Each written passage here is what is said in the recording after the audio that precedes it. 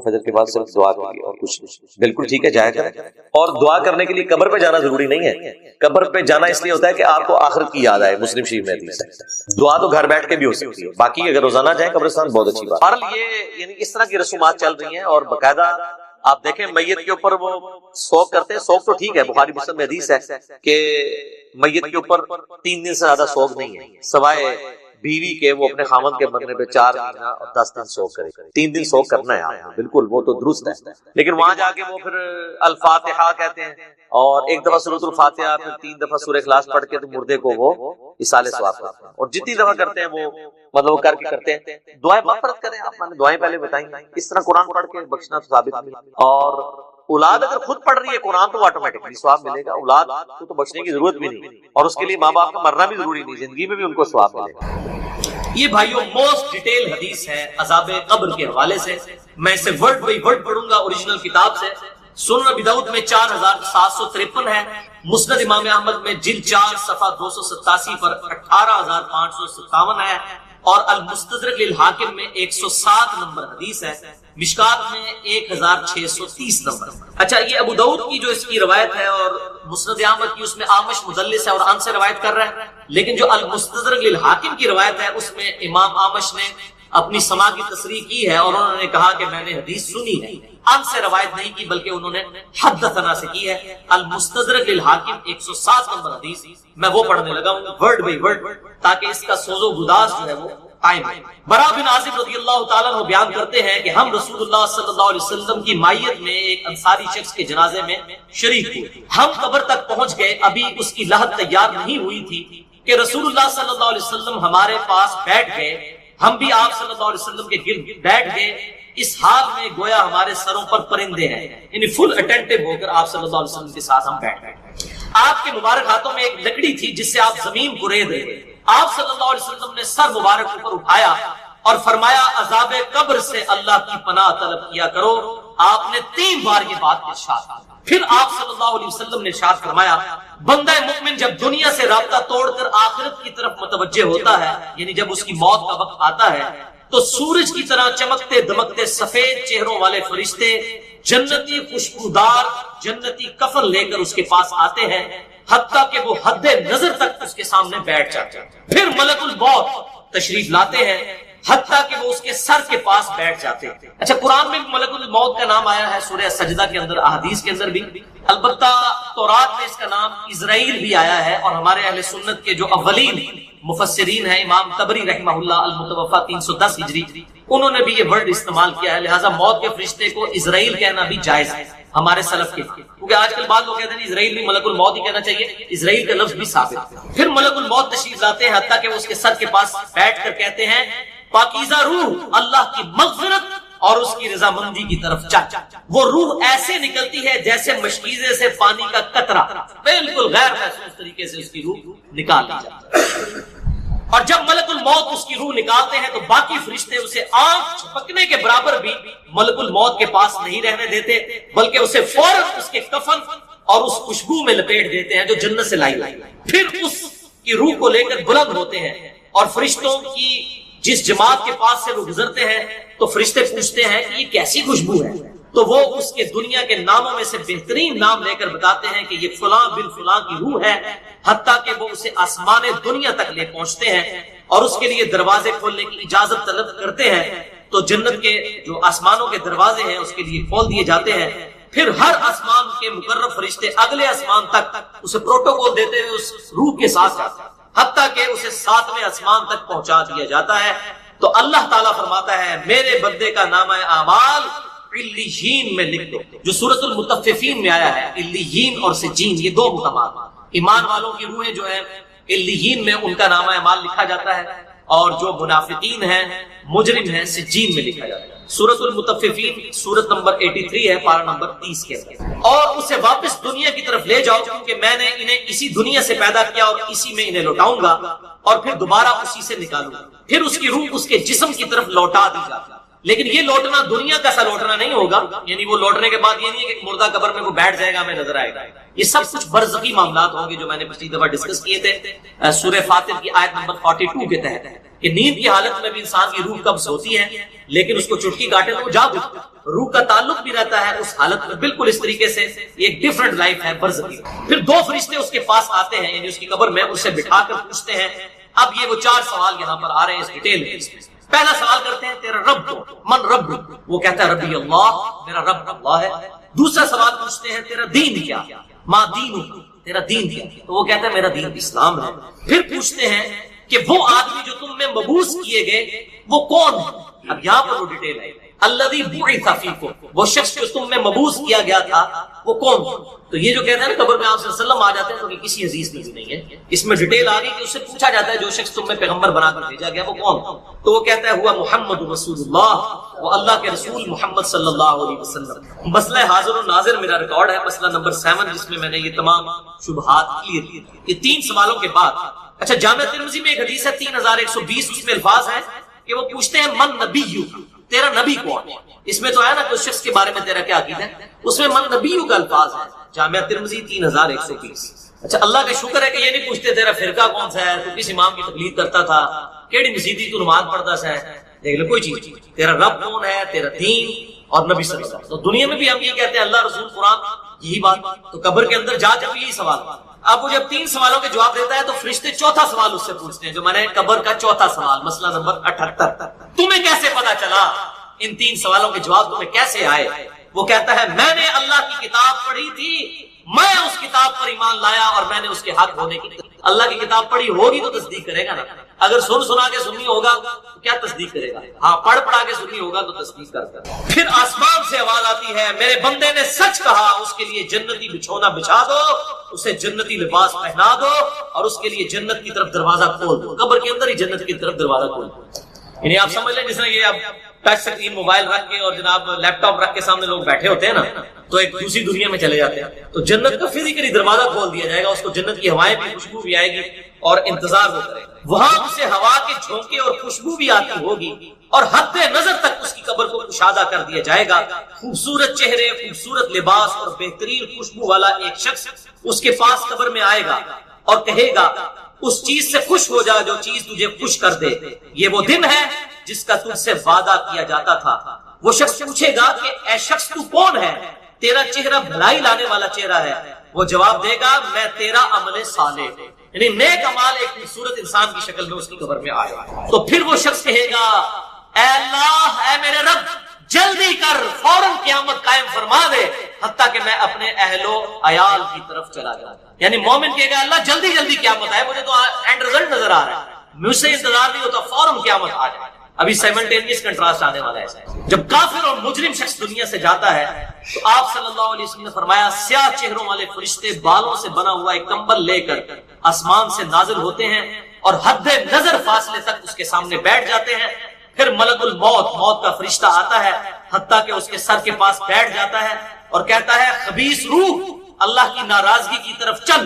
وہ روح اس کے جسم میں پھیل جاتی ہے تو وہ ملک الموت اس طرح اسے کھینچتا ہے جیسے لوہے کی سلاخ کو گیلے اون میں سے کھینچا جاتا ہے، گرم سلاخ جو ہے وہ اونی کپڑے کے اندر، گیلے کے اندر ڈال کے یوں کھینچی جائے نا، اس طرح اس کے پورے جسم سے اس کی روح نکالی جاتی ہے۔ پھر ملک الموت سے باقی فرشتے اس کی روح کو لے کر پلک جھپکنے کے برابر بھی وہاں نہیں رہنے دیتے حتیٰ کہ وہ اسے بالوں سے بنے ہوئے کمبل میں لپیٹ لیتے ہیں اور اس سے زمین کے مردار سے نکلنے والی انتہائی بری بدبو نکلتی، وہ اسے لے کر اوپر چڑھتے ہیں تو وہ فرشتوں کی جس جماعت کے پاس سے گزرتے ہیں تو فرشتوں کی جماعتیں کہتی ہیں کیسی خبیث روح ہے، وہ کہتے ہیں یہ فلاں بن فلاں کی روح ہے اور وہ اس کی دنیا کا انتہائی کبھی نام لے کر بتاتے ہیں حتیٰ کہ اسے آسمانی دنیا تک لے جایا جاتا ہے، اس کے لیے دروازے کھولنے کے لیے درخواست کی جاتی ہے تو آسمان کے دروازے اس کے لیے نہیں کھولے جاتے۔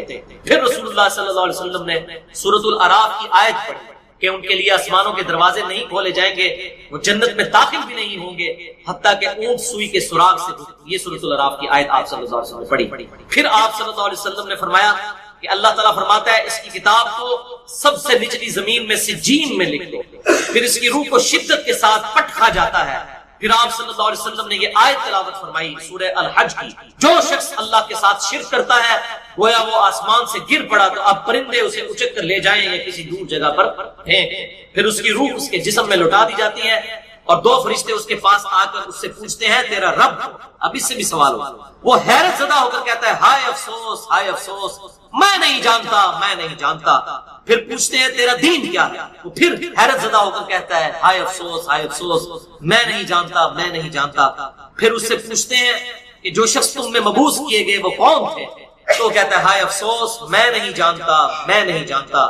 پھر آسمان سے آواز آتی ہے اس نے جھوٹ بولا، اس کے لیے جہنم کا بچھونا بچھا دو۔ اور بخاری میں الفاظ ہیں 1374، اس کے جواب میں فرشتے پھر اس سے چوتھا سوال کیا کرتے ہیں، لا دریتا ولا تلیتا، اور تو نے خود پڑھ کر سمجھنے کی کوشش کیوں نہیں کی، یا جو لوگ سمجھے ہوئے لوگ تھے، کتاب و سنت کے منہج پر چلنے والے لوگ تھے، ان کے ساتھ تو کیوں نہیں چلا۔ اللہ تعالیٰ فرماتا ہے اس کے لیے جہنمی بچھونا بچھا دو، جہنم کی طرف ایک دروازہ کھول دو، وہاں سے گرمی اور گرم ہوا اس کی قبر میں آتی رہے گی، اس کی قبر کو اس قدر تنگ کر دیا جائے گا کہ اس کی پسلیاں ایک دوسرے کے اندر داخل ہو جائیں گی، اور ایک قبیح چہرے والا شخص قبیح لباس میں انتہائی بدبودار حالت میں اس کے پاس آئے گا اور اسے کہے گا تمہیں ایسی چیزوں کی بشارت ہو جو تمہیں غمزدہ کر دے، یہ تیرا وہ دن ہے جس کا تجھ سے وعدہ تھا۔ وہ پوچھے گا تو کون ہے، تیرے چہرے سے تو خیر کی توقع نظر نہیں آتی۔ وہ جواب دے گا میں تیرا خبیث عمل ہوں جو دنیا میں کیا کرتا ہے۔ بات عمل کے ساتھ ہی ہے، صرف کلمہ پڑھنا کافی نہیں ہے، عمل۔ پھر وہ کہتا ہے میرے رب قیامت قائم نہ کرنا، اے میرے رب قیامت قائم نہ کرنا۔ مومن کیا کہتا ہے، قیامت قائم کر رہے گا۔ اب یہ وہ حدیث ہے وہ جس اس آیت کو حل کرتی ہے جو پچھلی دفعہ ایک بھائی نے سوال بھی کیا تھا، سورہ یاسین کی آیت نمبر ہے 52۔ قالوا یا ویلنا من بعثنا من مرقدنا، یعنی جب قبروں سے نکالا جائے گا مجرموں کو، وہ کہیں گے ہائے افسوس ہمیں کس نے ہماری قبروں سے باہر نکالا۔ تو اللہ تعالیٰ کیا فرمائے گا، ھذا ما وعد الرحمن وصدق المرسلون، یہی ہے وہ جس کا وعدہ رحمان نے کیا تھا اور رسولوں نے سچا کہا۔ تو کہتے ہیں جی منکرین عذاب قبر کہتے ہیں جی وہ انسان کو کہتے ہیں ہماری قبروں سے کس نے اٹھا لیا، تو اس پہ عذاب تو نہیں ہوتا، عذاب تو ہو رہا ہے۔ آپ دیکھیں اس حدیث میں کیا کہہ رہا ہے، اللہ قیامت قائم نہ کرنا، یعنی یہ عذاب تو آیا، قیامت آئی تو پھر بڑا عذاب بھی مجھ پر آئے گا۔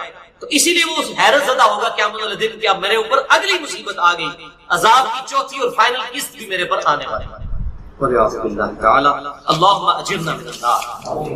11ویں حدیث سنن نسائی میں 1834، مشکات میں 1629۔ ابو ہریرہ رضی اللہ تعالیٰ عنہ کہتے ہیں آپ صلی اللہ علیہ وسلم نے فرمایا جب مؤمن شخص کی موت کا وقت آتا ہے تو رحمت کے فرشتے سفید ریشم لے کر آتے ہیں اور کہتے ہیں راضی ہونے والی پسندیدہ روح نکل، اللہ کی راحت اور رزق کی طرف چل، رب تجھ پر ناراض نہیں۔ تو وہ بہترین کستوری کی خوشبو کی طرح نکلتی ہے، حتیٰ کہ وہ ایک دوسرے سے اسے لے کر اس طرح کرتے کرتے آسمان کے دروازوں تک پہنچ جاتے ہیں۔ تو وہ کہتے ہیں زمین سے ایک ایسی پاکیزہ خوشبو تمہارے پاس آئی ہے، وہ اسے مومنوں کی روح کے پاس لے جاتے ہیں، یعنی نیک آدمی کی روح کو، جو پہلے مومن مر چکے ہیں ان کی روحوں کے پاس، تو انہیں اس کے آنے پر اس سے بھی زیادہ خوشی ہوتی ہے، یعنی مومن انتظار کر رہے ہوتے ہیں اور ویلکم کرتے ہیں، جیسا کہ تم میں سے کسی کو اپنے بچھڑے ہوئے شخص کے ملنے پر خوشی ہوتی ہے۔ تو وہ آلریڈی جو مردہ روحیں وہاں پر پہنچی ہوتی ہیں، جو مر چکے شخص جو ہوتے ہیں ان کی روحیں، وہ نئی آنے والی روح سے پوچھتے ہیں فلاں کا کیا حال ہے، فلاں کا کیا حال ہے۔ پھر وہ کہتے ہیں اسے چھوڑ دو کیونکہ یہ ابھی ابھی دنیا کے غم میں مبتلا ہو کر یہاں پر آیا ہے۔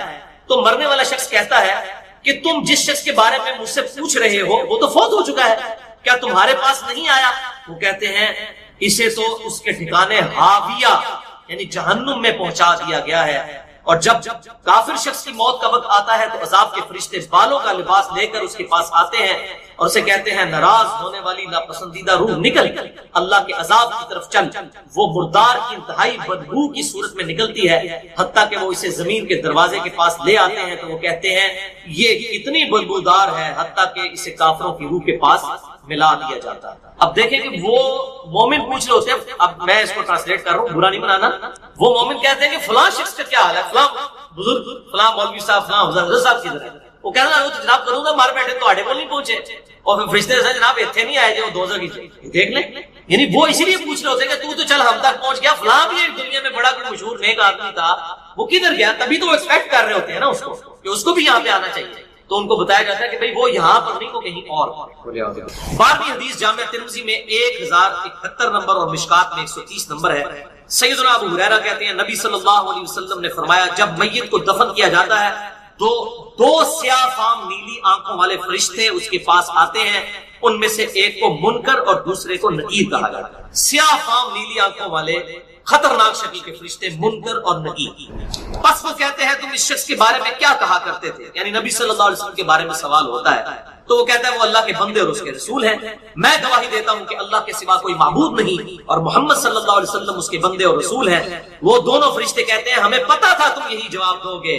پھر اس کی قبر کو لمبائی اور چوڑائی میں 70 ہاتھ کشادہ کر دیا جاتا ہے۔ یہ 70 کہتے ہیں کثرت، حد نظر تک کشادہ کر دیا جاتا ہے۔ پھر اس کے لیے اس میں روشنی کر دی جاتی ہے، پھر اسے کہا جاتا ہے سو جا۔ وہ کہتا ہے میں اپنے گھر والوں کے پاس واپس جانا چاہتا ہوں تاکہ انہیں بتاؤں کہ میں کامیاب ہو گیا ہوں، لیکن وہ کہتے ہیں کہ تو دلہن کی طرح سو جا جسے اس کے گھر کا عزیز ترین فرد ہی آ کر بیدار کرتا ہے، حتیٰ کہ اللہ تعالیٰ اسے اس کی خوابگاہ سے قیامت والے دن بیدار کرے، یعنی اسے لٹا دیا جائے گا، پھر اس پہ وہ کیفیت وہ جنت والی تاری رہے گی، پھر الٹیمیٹلی اللہ تعالیٰ اسے دوبارہ سے زندہ کرے گا۔ اور اگر وہ منافق ہوا تو وہ کہے گا میں نے لوگوں کو ایک بات کہتے ہوئے سنا تو میں بھی ویسے ہی کہا کرتا تھا، انہیں مجھے نہیں پتا، اللہ کی وہ گواہی نہیں دے سکے گا، رسول اللہ صلی اللہ علیہ وسلم کا اقرار نہیں کرے، میں کچھ نہیں جانتا۔ وہ فرشتے کہیں گے ہمیں پتا تھا تم یہی کہو گے، پس زمین سے کہا جاتا ہے اس پر تنگ ہو جا، وہ اس پر تنگ ہو جاتی ہے حتیٰ کہ اس کی ہڈیاں اور پسلیاں ایک طرف کی دوسری طرف آ جاتی ہیں، یوں بولے اعوذ باللہ تعالی، اور اسے مسلسل عذاب ہوتا رہے گا حتیٰ کہ اللہ اسے خوابگاہ سے دوبارہ زندہ کرے گا، یعنی قیامت تک اس پر وہ اس حالت میں عذاب رہے گا، ہمیں نظر نہیں آئے گا۔ جیسے سویا ہوا شخص ایک ڈراؤنا خواب دیکھتا ہے وہ تکلیف محسوس کرتا ہے، پاس کھڑا شخص نہیں محسوس۔ اور سنن دارمی میں ایک حدیث ہے صحیح سند کے ساتھ، مشکات میں 134 نمبر ہے کہ آپ صلی اللہ علیہ وسلم نے فرمایا 99 اژدہے اس پر، 99 جو ہے خطرناک ڈینجرس قسم کے سانپ اس پر مسلط کر دیے جاتے ہیں جو قیامت تک اسے ڈستے رہتے، اور وہ اتنے خطرناک اژدہے ہیں آپ صلی اللہ علیہ وسلم نے فرمایا کہ اگر ان میں سے کوئی ایک بھی دنیا پر اپنی پھنکار پھینک دے تو دنیا کی زمین کا بھی سبزہ نہ ہوگا، ایسا زہر ہے ان کے۔ اللہم اجرنا من النار، اللہم اجرنا من النار۔ یہ بھائیوں عذاب قبر کیمرے سے نہیں دیکھا جا سکتا، یہ اللہ تعالیٰ نے پردہ رکھا۔ 13ویں حدیث جامع ترمذی میں 2308، سنن ابن ماجہ میں 4267، مشکات میں 132۔ سیدنا عثمان غنی رضی اللہ تعالیٰ عنہ جب بھی کسی قبر کے پاس سے گزرتے تو اتنا روتے کہ ان کی داڑھی تر ہو جایا کرتی۔ ساتھیوں نے پوچھا حضرت جب دوزخ کا ذکر کرتے ہیں اس وقت تو آپ کی آنکھوں میں آنسو نہیں آتے، لیکن قبرستان آ کر آپ پر ایسی حالت کیوں طاری ہو جاتی ہے؟ تو سیدنا عثمان نے فرمایا کہ میں نے اپنے محبوب صلی اللہ علیہ وسلم سے سنا کہ بے شک قبر آخرت کی منزلوں میں سے پہلی منزل ہے، جو اس میں بچ گیا اگلی منزلیں اس کے لیے آسان ہوتی چلی جائیں گی، اور جسے یہاں پر مشکل درپیش ہوئی اس کی اگلی منزلیں اس سے بھی مشکل در مشکل ہوتی چلی جائیں گی۔ پھر آپ صلی اللہ علیہ وسلم نے فرمایا میں نے قبر سے زیادہ سخت اور برا منظر کبھی نہیں دیکھا۔ تو یہ حضرت عثمان غنی رضی اللہ تعالیٰ عنہ کی وہاں پر یہ حالت ہوئی، اور اس میں کیا الفاظ ہے؟ قبر آخرت کی منزلوں میں سے پہلی، لہذا یہ پرفیکٹ دعا ہے، اللہم ربنا آتنا فی الدنیا حسنہ وفی الآخرۃ حسنہ وقنا عذاب النار۔ یہ مولویوں نے جو اپنے بیچ میں جو ہے وہ انجینئرنگ کرنے کی کوشش کی ہے، وقنا عذاب القبری، وقنا عذاب الحشری، یہ جو بدعت داخل کی ہے اس کی ضرورت ہی نہیں ہے، کیونکہ عذاب قبر بھی اس میں داخل ہے۔ اس میں الفاظ آپ نے دیکھ لیے کیا ہے، قبر آخرت کی منزلوں میں سے پہلی، تو وقنا عذاب القبری وقنا عذاب الحشری کہنے کی ضرورت ہی نہیں ہے۔ ربنا آتنا فی الدنیا حسنہ وفی الآخرۃ حسنہ وقنا عذاب النار۔ تو اس سے یہ بھی بات پتہ چل گئی کہ قبرستان جانے کا مقصد ہے آخرت کی یاد، جو صحیح مسلم میں حدیث ہے 2259 کہ قبروں پہ جایا کرو تاکہ آخرت کی یاد آئے۔ تو سیدنا عثمان بھی دیکھیں قبرستان جا کر وہاں پر آخرت کی یاد کے لیے جایا کرے، اور یہ حقیقت بات ہے قبرستان جانے سے انسان کا قبلہ درست۔ لیکن میت کی طرف سے اس کے حق میں ایصال ثواب کا ایشو ہے، یہ ہمارے سب کانٹیننٹ میں بالخصوص اور باقی مسلم ورلڈ میں ایک سینسٹیو، کیونکہ یہ موت کے ساتھ جڑا ہوا ہے۔ اور یہ یاد رکھیے گا کہ جو بھی میں ایکٹیویٹی دین کا حصہ سمجھ کر ثواب سمجھ کر اڈاپٹ کر لی جاتی ہے، ان کے خلاف جو کوئی کھڑا ہوتا ہے نا اس کو لوگ بہت برا سمجھتے ہیں۔ اس لیے آپ دیکھتے ہیں کہ اکثر میت کے موقع پر بڑے بڑے سو کالڈ موحدین جو ہے وہ مصلحت کا شکار ہوا۔ بہرحال ایصال ثواب کی ایک جو فارم ہے سب سے بڑی جس کے اوپر پوری امت کا اجماع ہے، وہ ہے میت کے لیے دعائے مغفرت کرنا، اور اس کی جڑ قرآن میں ان الفاظ کے اندر موجود ہے، سورۃ الحشر کی آیت نمبر 10 ہے، اعوذ باللہ من الشیطان الرجیم بسم اللہ الرحمن الرحیم۔ وہ اہل ایمان جو کہ بعد میں آنے والے ہیں وہ کہتے ہیں اپنے سے جو اگلے گزر چکے ہیں ان کے حق میں دعا کرتے ہیں، رب ہمارے مغفرت فرما دے ہماری اور ہمارے بھائیوں کی جو ہم سے پہلے ایمان کی حالت میں رخصت ہو، اور ہمارے دل میں کوئی کجی، کوئی ٹیڑھ پن، کوئی بغض و کینہ ان لوگوں کے بارے میں نہ رکھ جو مر چکے۔ ظاہر ہے جو مر چکا ہے وہ اپنے انجام کو، صحیح بخاری میں حدیث ہے کہ مردوں کو گالی مت دو، وہ اپنے انجام کو پہنچو، اچھے یا برے، اے ہمارے رب بے شک تو بخشنے والا ہے، مہربان۔ تو یہ اہل ایمان کو یہ بات سکھائی گئی ہے کہ ان کی یہ روش ہونی چاہیے کہ جو بھی ایمان کی حالت میں ان سے پہلے لوگ چلے گئے ان کے لیے دعائیں مانگیں۔ اب میرے بھائیو یہ جو دعا کا معاملہ ہے یہ اللہ تعالیٰ نے ایسا اوبلیگیٹری رکھا ہے کہ ہماری جو اسلام کی بیسک ٹیچنگز ہیں ان کے اندر اس کو ایک ضروریات دین کے طور پر اللہ تعالیٰ نے چیزوں کو جاری کیا، جیسا کہ صحیح بخاری اور صحیح مسلم کی متفق علیہ حدیث ہے، اللہ کے محبوب صلی اللہ علیہ وآلہ وسلم نے فرمایا کہ ایک مسلمان کے دوسرے مسلمان پہ 5 جب وہ اس سے ملے تو اسے سلام کرے، پہلا۔ دوسرا حق جب وہ بیمار ہو جائے اس کی عیادت کرے۔ تیسرا حق جب وہ مر جائے تو اس کی نماز جنازہ پڑھے۔ چوتھا حق جب وہ دعوت دے تو اس کی دعوت کو قبول کرے۔ اور 5واں حق یہ ہے کہ جب وہ چھینک کے جواب میں الحمدللہ کہے تو آپ اس کے جواب میں کہیں یرحمک اللہ، اللہ تعالیٰ تجھ پر رحم ہے۔ تو یہ 5 بنیادی حقوق ہیں جس میں تیسرا حق ایک مسلمان کی نماز جنازہ پڑھنا ہے، اور نماز جنازہ میں ظاہر ہے کہ دعا اللہ تعالیٰ نے اس اندر بلٹ ان رکھ دی۔ صحیح مسلم میں ایک حدیث ہے کہ اللہ کے محبوب صلی اللہ علیہ وآلہ وسلم نے فرمایا کہ جس کے جنازے میں 40 ایسے لوگ شریک جو اللہ تعالیٰ کے ساتھ شرک نہ کرتے تو اللہ تعالیٰ ان 40 لوگوں کی شفاعت اس میت کے حق میں قبول و منظور فرما دے گا، یعنی اس کی مغفرت فرما۔ تو یہ بہت بڑی فضیلت ہے۔ تو یہ بھی مرے ہوئے بندے کو زندہ لوگوں کی طرف سے پہنچنے والی ایک نفع مند چیز، آپ اسے ایصال ثواب کہہ لیں، آپ اس کو دعائے مغفرت کہہ لیں، کوئی اچھا۔ اسی طریقے سے صحیح بخاری اور صحیح مسلم دونوں میں حدیث ہے کہ نبی اسلام کو ایک صحابی کی وفات کی خبر ملی، نبی اسلام نے دونوں ہاتھ منہ بلند کر کے، حتیٰ کہ صحابہ کہتے ہیں ہم نے آپ کے بغلوں کی سفیدی بھی دی، تو آپ نے کہا اے اللہ ابو عامر کو بخش دے اور اسے کثیر مخلوق پر فضیلت عطا فرما۔ تو اس سے ثابت ہوا کہ مرے ہوئے شخص کے لیے ہاتھ اٹھا کے آپ دعا کر سکتے ہیں ان الفاظ کے ساتھ۔ اور ایک اور حدیث ہے صحیح مسلم کے اندر، ام سلمہ کہتی ہے کہ جب میرے خامن فوت ہوئے ابو سلمہ تو نبی اسلام ہمارے گھر تشریف لائے تو آپ صلی اللہ علیہ وآلہ وسلم نے ہمیں صبر کی تلقین کی، اور آپ علیہ السلام نے پھر ابو سلمہ کے لیے دعا کی کہ اے اللہ اسے بخش دے اور اسے اپنے ہدایت یافتہ لوگوں میں بلند درجہ عطا فرما، اور اے اللہ اس کے جو پیچھے لوگ بچ گئے ان پہ تو خلیفہ ہو، یعنی اس کی کمپنسیشن تو فرما، اور اے اللہ اس کی قبر کو نور سے ڈوبا۔ یہ آپ صلی اللہ علیہ وآلہ وسلم نے ان کے لیے دعا کی، اور اس میں یہ بھی الفاظ ہے کہ قبر کو شادہ کر دے اور نور سے۔ یہ تعزیت کی دعائیں ہیں جو آپ کر سکتے ہیں۔ باقی قبرستان جا کے آپ جنازہ اگر آپ کا رہ گیا تو آپ قبرستان جا کے قبر پہ کھڑے ہو کے جنازہ پڑھ سکتے ہیں۔ بخاری مسلم دونوں میں حدیث ہے کہ ایک بوڑھی عورت جو مسجد نبوی کی صفائی کیا کرتی تھی جب وہ فوت ہو گئی تو صحابہ نے رسول اللہ کو نہیں بتایا اور راتوں رات جنازہ پڑھ کے دفنا دیا۔ کچھ دن کے بعد نبی علیہ السلام نے عورت نظر نہیں آتی، بتایا گیا کہ فوت ہو گئی ہے۔ حضور نے فرمایا کہ مجھے اس کی قبر پہ لے۔ اب حضور علیہ السلام کو کسی صحابی نے یہ نہیں کہا کہ یا رسول اللہ آپ تو ہر مومن کی قبر میں جاتے ہیں، 3 دن پہلے تو آپ تشریف لے گئے ہوں گے، آپ کو تو پتہ ہی ہوگا کہ یہ بات ہے۔ اس زمانے میں یہ عقیدے نہیں ہوا کرتے، نہ کسی کے دماغ میں ہوتا۔ تو رسول اللہ صلی اللہ علیہ وسلم کو وہ قبر پہ لے گئے تو آپ علیہ السلام نے جا کے قبرستان میں اس کی قبر پہ کھڑے ہو گئے۔ یہ غائبانہ نماز جنازہ نہیں ہوتا کیونکہ اس میں تو قبر سامنے ہوتی ہے، اور اس کا طریقہ یہ ہوتا ہے کہ آپ نے قبر کی ایسی سائڈ پہ کھڑے ہونا ہے کہ آپ کا قبلہ کی طرف رخ ہو اور قبر آپ کے سامنے، اور پھر آپ اسلام نے واپسی پر فرمایا، مسلم شریف میں ڈیٹیل ہے، اس میں الفاظ ہیں کہ یہ قبریں اندھیروں میں ڈوبی ہوئی، اللہ نے میرے جنازہ پڑھنے کی برکت سے۔ تو یہ میت کے اوپر، مرے ہوئے شخص کا حق ہے زندوں کے اوپر کہ اس کے لیے دعا کریں۔ بات وہیں سے شروع ہوئی تھی، سورۃ الحشر کی آیت نمبر 10، ربنا اغفر لنا ولاخواننا الذین سبقونا بالایمان۔ جو ایمان کی حالت میں دنیا سے چلے گئے اے اللہ ان کو بخش دے، ہمارے بارے میں ان کے لیے دعا کریں۔ یہ ایصال ثواب کا سب سے بڑا ذریعہ ہے اور سب سے زیادہ زور اسی کے اوپر ہوگا۔ اب آ رہے ہیں جو باقی ذرائع، اس کی اصل وہ حدیث ہے جو صحیح مسلم کے اندر ہے کہ اللہ کے محبوب صلی اللہ علیہ وآلہ وسلم نے فرمایا کہ جو شخص مر جاتا ہے نا تو اس کے تمام اعمال منقطع ہوتے ہیں، یعنی اب کوئی عمل وہ کر نہیں سکتا۔ آپ صلی اللہ علیہ وآلہ وسلم نے فرمایا سوائے 3 اعمال، نمبر 1 صدقہ جاریہ، یعنی اس نے اپنی زندگی میں کوئی نیکی کا کام کیا، کہیں کنواں کھدوا دیا، کہیں مسجد بنوا دی، کوئی یتیم خانہ بنوا دیا، اور اس طرح کی چیز جو اس کے مرنے کے بعد بھی جاری رہی، جس میں اس نے اپنی انویسٹمنٹ مالی طور پر یا فزیکلی، تو وہ اس کو ثواب ملے گا، اور جنون ظاہر ہے کہ اس میں ہم اسے کوئی نفع نہیں پہنچا، اس کے اپنے کیے ہوئے اعمال کا ثواب۔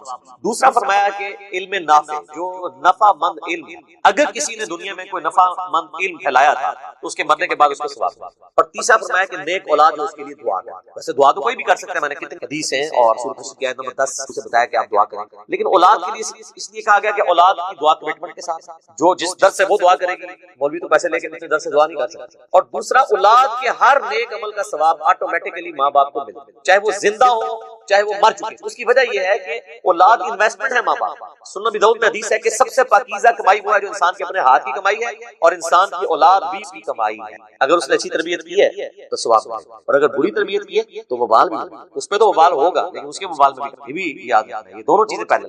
اگر کسی ماں باپ نے غلط تربیت نہیں کی اور اولاد غلط نکل آئی ہے, جس طرح حضرت علیہ السلام کا بیٹا بھی کافر ہے, پھر یہ نہیں ہے کہ اس اولاد کا وبال ماں باپ ہے. قرآن میں واضح طور پر کئی جگہ ہے لا تزر وازرۃ وزر اخرى, کوئی بوجھ اٹھانے والی جان کسی دوسرے کا بوجھ, ہر شخص نے اپنے اعمال کا بوجھ خود اٹھانا. تو یہ جو تیسری چیز ہے نیک اولاد, یہ چونکہ انویسٹمنٹ ہے. سنن ابن ماجہ میں ایک حدیث ہے بڑی زبردست کہ ایک شخص کا مرنے کے بعد جنت میں درجہ بلند کیا جاتا ہے تو پوچھتا ہے اللہ یہ تو میرا عمل ہی نہیں تھا, تو اللہ تعالیٰ فرماتا ہے کہ تیرے بیٹے نے دنیا میں تیرے لیے دعائے مغفرت کی ہے, اس کی تیرا درجہ بلند. حالانکہ اس کا اپنا عمل نہیں ہے, اس کے بیٹے کی دعا کی برکت سے اللہ تعالیٰ. اس قسم کی ایک حدیث, اسی لیے تو ہمیں دعا سکھائی گئی ہے نا سورہ الفرقان کے اندر, ربنا هب لنا من ازواجنا وذرياتنا قرۃ اعین واجعلنا للمتقین اماما. اے رب ہماری بیویوں اور ہماری اولاد میں ہماری آنکھوں کی ٹھنڈک بنا اور ہمیں پرہیزگار لوگوں کا امام بنا. یعنی ہماری نسل میں پرہیزگار لوگ پیدا ہوں, وہ پرہیزگار لوگ پیدا ہوں گے تو تبھی مجھے فائدہ ہوگا نا, کہ وہ جتنے نیک اعمال کریں گے اس کا ثواب مجھے پہنچے گا, میرے لیے دعا کریں گے تو اس کا نفع مجھے. اس کو سپورٹنگ حدیث ہے بخاری اور مسلم دونوں میں. سعد ابن عبادہ سفر میں تھے, پیچھے سے ان کی والدہ فوت ہو گئی. نبی اسلام کی خدمت میں حاضر ہوئے, کہا یا رسول اللہ میری ماں مر گئی اور مجھے امید ہے اگر میں یہاں پہ ہوتا تو وہ صدقہ اور خیرات کرواتی ہوں, وہ بغیر وسیع, اب میں چاہتا ہوں اس کی تو صدقہ اور خیرات کروں, تو کیا میرے صدقہ اور خیرات کرنے سے میری ماں کو تو فائدہ پہنچے؟ تو آپ نے سمپلی ایک لفظ میں جواب دیا ہاں. کوئی باریکیاں نہیں بیان کی, مصیبت کھڑی ہو سکتی تھی باریکیاں بیان کی.